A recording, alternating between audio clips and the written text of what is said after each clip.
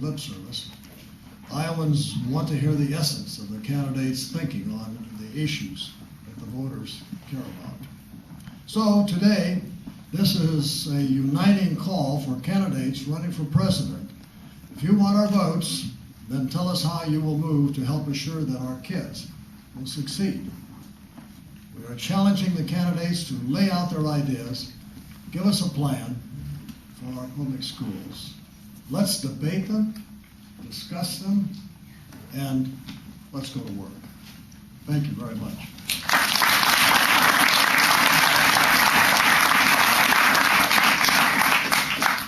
Tom Vilsack was a state senator when I first met him, and I just have known him since that time, and with great fondness and great respect for the leadership that he has brought to the state of Iowa and to the nation.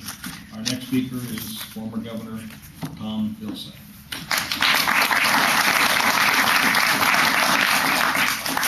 Governor Romer, thank you very much. I should tell everybody in this audience, Governor Romer just briefly talked about his experience as the superintendent of LA schools. It should be pointed out that that's a job he took after he was governor of Colorado. That says a lot about his commitment to education, where I want to thank you for your personal commitment to the children of this country. And I want to thank the boys and girls who are here today. There are a lot of dignitaries, as Governor Ray acknowledged, but the most important people who are here today are you, because you represent the future of our country. And the reality is that the American dream, the road to the American dream that all of us want for you, goes right through our school system. And the road to the presidency goes right through your state. And we're here today because those two roads intersect in Ed and 08. This is an important initiative to make sure that education receives as much attention as many of the other issues that are being debated and discussed in presidential politics today. Healthcare is important. Energy security is vital. The war in Iraq is troublesome. America's standing in the world needs to be addressed. But as important as every single one of those issues are today, the fate and future of education in this country is equally important. And it is incumbent upon us in Iowa to engage candidates for president on both sides of the political spectrum in a discussion and a debate about the future of education. It is important that we, on behalf of the rest of the nation, begin this dialogue and debate.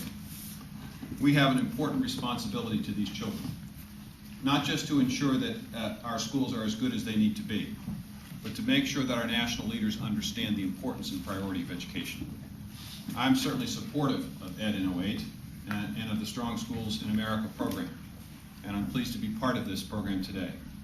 But boys and girls, we have a responsibility to you, and we are going to work hard to make sure that our future leader, as President of the United States, makes sure that the decisions that they make as president reflect on you and make sure that your future and your schools are as good as they need to be so that you can be as good as you need to be.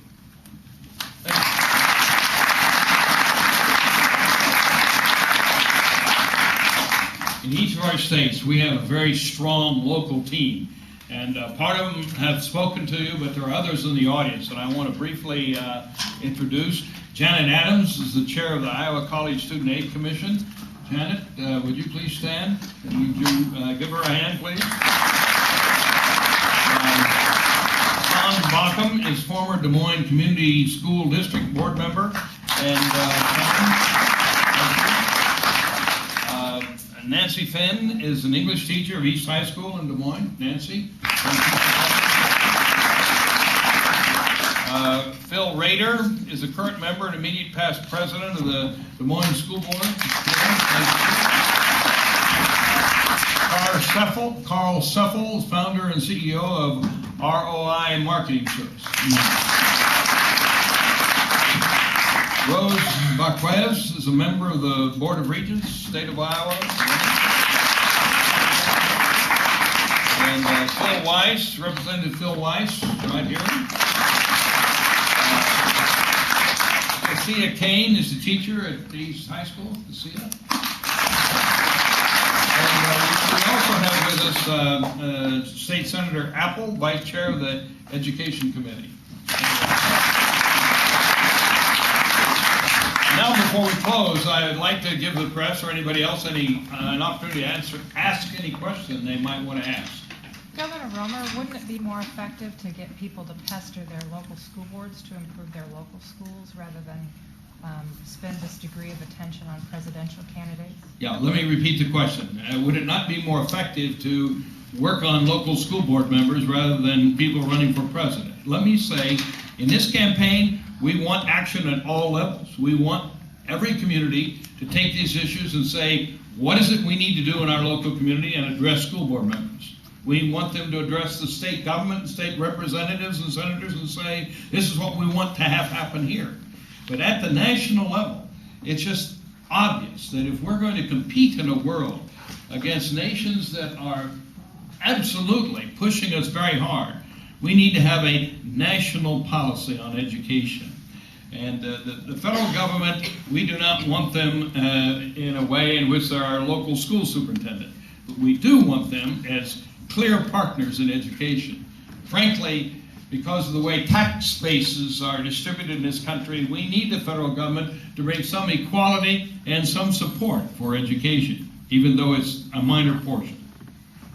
Good question. Thank you.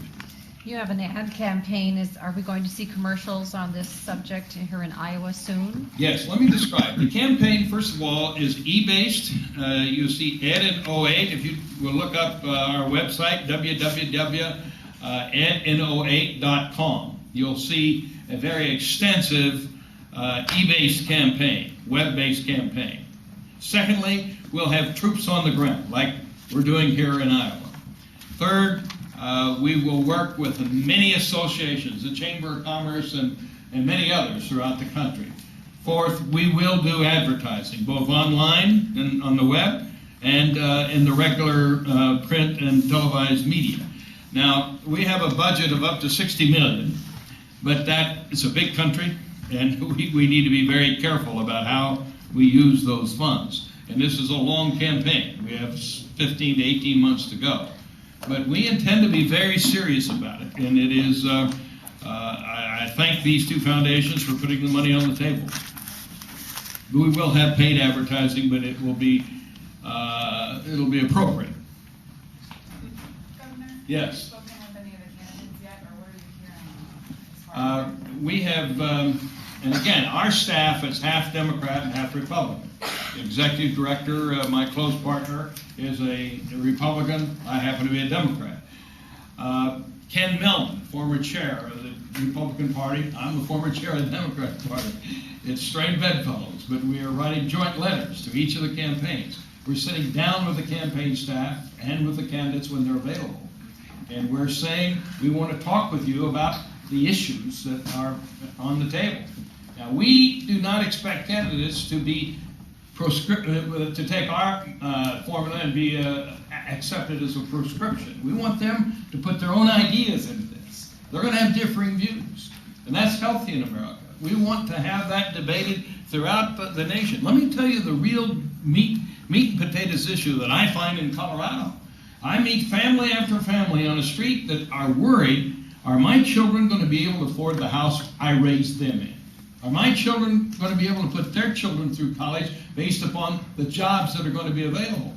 They're looking at the world being very, very aggressive in terms of capturing the jobs of the world.